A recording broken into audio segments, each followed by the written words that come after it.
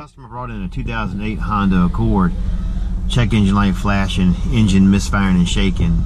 Pulled the code, it was a PO303.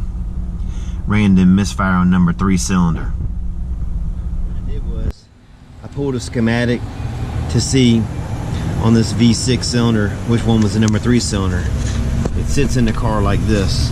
So if you look at it, the number 3 cylinder's the right hand side bank on the back. I'm going to show you a little trick to testing the cool pack.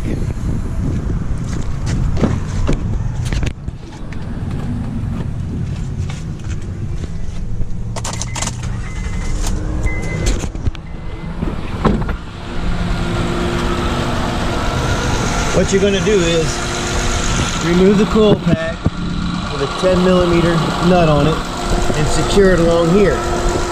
Take a test light, hook it to the ground side, and you're going to go up and down the boot area just like this.